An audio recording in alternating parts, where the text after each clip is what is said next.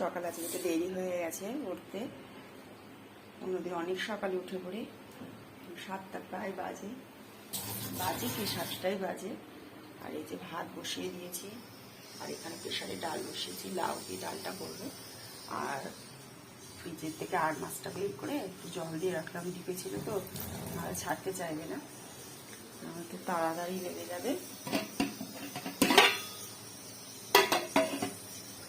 হোক, আর মাছটা বসিয়ে দিয়েছি, বসিয়ে একদম জলটা দিয়ে মাছগুলো দিয়ে দিয়েছি, ঢেলে নামিয়ে নেবো। আর এখানে চিচিঙ্গা ভাজা করবো, তাই পেঁয়াজটা ভাজা দিয়েছি, বসিয়ে দিয়েছি। ডালও হয়ে গেছে, আমার লাউ দিয়ে ডাল ভাতও হয়ে গেছে। শুভ সকাল সবাইকে, কেমন আছো তোমরা? আশা করি সবাই খুব ভালো আছো, আমিও খুব ভালো আছি। একটা ঝাঁ চকচকে একদম গরমের দিন, প্রচণ্ড গরম সকাল থেকেই। এখন মাত্র বাজে হচ্ছে 8টা 10। এখনই কি রোদের তাপ বাইরে। আর সকালে তো তোমাদের দেখালামই যে রান্না চাপিয়ে দিয়েছি, দাদা গেছে বাথরুমে স্নান করতে, খুব ব্যস্ত এখন। তাড়াতাড়ি করে রান্নাটা করে দাদাকে টিফিনটা দিতে হবে। তাহলে দেখতে থাকো আমার ব্লগটা, চলো। চা নিয়ে বসে পড়েছি, দাদাও বেরিয়ে গেছে। আর এখন চাটা খাবো, খেয়ে তারপর যা যা কাজ সব করতে হবে। সকালে গোপালের সেবাটা এখনো দিইনি, ওটা দেবো। আর অন্যদিন আমি সকালবেলা একটু হাঁটতে বেরোই, ভোরবেলায় যাই। আর যেহেতু কালকে একটু মোবাইলে একটা বই দেখছিলাম, খুব ভালো লাগছিল, বইটা দেখে নিয়েছি, এর জন্য আর সকালে উঠতে পারিনি। এবারে চাটা খেয়ে আবার টিফিনেরও ব্যবস্থা করতে হবে, একদিন স্নানে চলে গেছে। আর ভাবছি সকালবেলায় আজকে চিড়ে দই এসবই খাবো। রোজ রোজ একই খাবার খেতে দেখবে ভালো লাগে না। আর এক মেয়ে তো চিড়ে খেতে চায় না, ওকে বোধহয় ওটসে স্মুদি টুদি কিছু করে দিতে হবে, দেখা যাক কি করি। আগে চাটা তো খাই বসে ভালো করে। তাহলে চলো, রান্নাঘর একদম পরিষ্কার করে নিলাম। আসলে ক্যামেরা একা করে পরিষ্কার করা সম্ভব হয় না, এর জন্য অফ ক্যামেরা এগুলো করে নিয়েছি। একদম পরিষ্কার হয়ে গেছে। আর বাসনগুলো সমস্ত কিছু মেজে টেজে রেখে দিয়েছি। এখন শুধু একটু খাওয়ার টেবিলটা দেখো নোংরা হয়ে রয়েছে, চিড়ে টিড়ে মাখছিলাম এখানে, এগুলো একটু পরিষ্কার করব, তারপর যাবো স্নান করতে। ঘরের সব ফার্নিচারগুলো একবারে মুছেই নিই। দেখো ড্রেসিং টেবিলটার কি অবস্থা হয়ে রয়েছে। আর ডাইনিং টেবিলটা যখন মুছলাম, আমি ভাবলাম একবার এগুলো মুছে তারপর স্নান করতেই যাবো। মানে পরিষ্কার করি, দুদিনও যায় না, আবার সেই যে কে সে হয়েই থাকে। আর এখানে এত জিনিসপত্র কসমেটিক, এগুলো একদিন সমস্ত ঠিকঠাক করে গোছাতে হবে। আর তোমাদের একটা জিনিস দেখাই, এই দেখো এই ছবিটা আমার,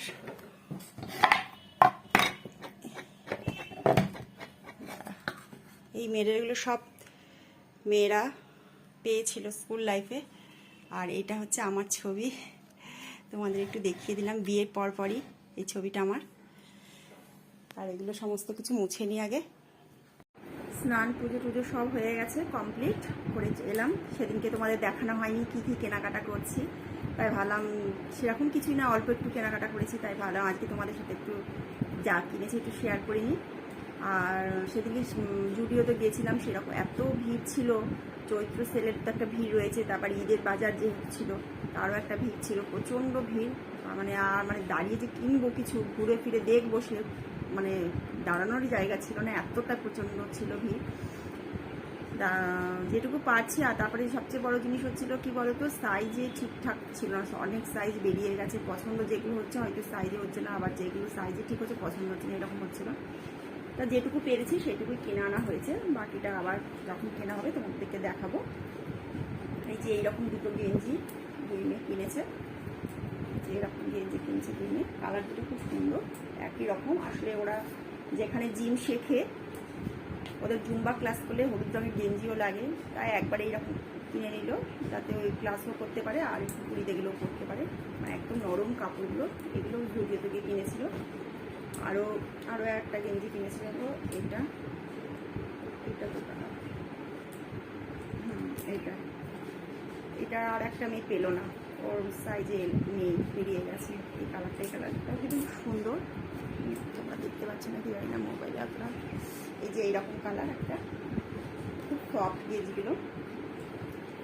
আর কৃষ্ণনগর গেছিল, সেখান থেকে এইগুলো কিনেছি, কৃষ্ণনগর মল থেকে এই গেঞ্জিগুলো। এগুলো এমনি ঘরে পরার জন্য। এই যে এই একটা কালার আর এই একটা কালার, এই দুটো কালার কিনেছে। আর কিনেছিল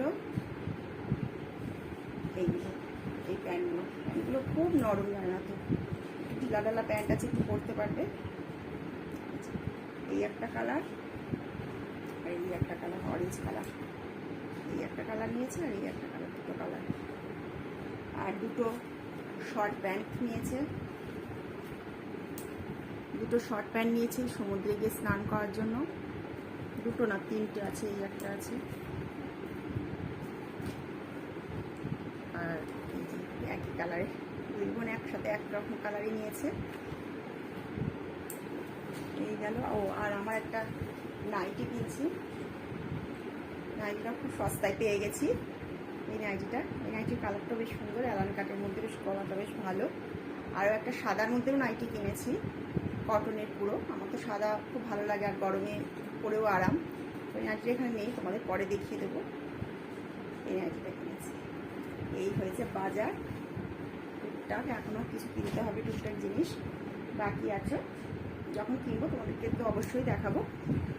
আর এখন খাওয়া দাওয়া করবো, 1টা বেজে গেছে, মেয়ে দুটোর খিদে পেয়ে গেছে। যেহেতু সকালে সেরকম ভারী কিছু খাইনি, হালকা খেয়েছে ওটস। আমি তো খেয়েছিলাম দই চিড়ে, আর আরেক মেয়ে খেয়েছিল ওটসের স্মুদি। আমি বলছি মা খিদে পেয়ে যাই, ভাত দিয়ে দাও। তাই খাওয়া দাওয়াটা করে নিই, তারপর তোমাদের কাছে আবার আসছি। শুভ বিকাল বন্ধুরা। আর বিকেলবেলায় আবার রান্নাঘরে চলে এসেছি, একটু মেয়েদের জন্য একটু স্ন্যাক্স মতো বানিয়ে দিচ্ছি ওটসের। কারণ আজকে একটু তাড়াতাড়িও খাওয়া হয়েছে, তার জন্য একটু খাবারটাও তাড়াতাড়ি করছি। দাঁড়াও দেখাই তোমাদের।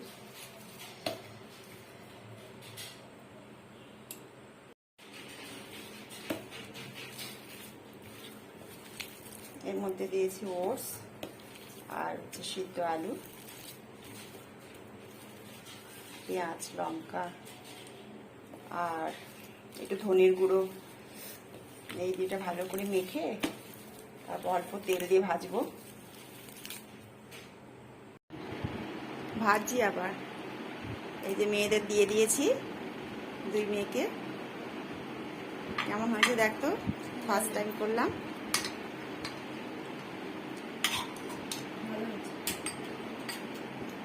ভালো হয়েছে। আছে আর কটা ভাজবো।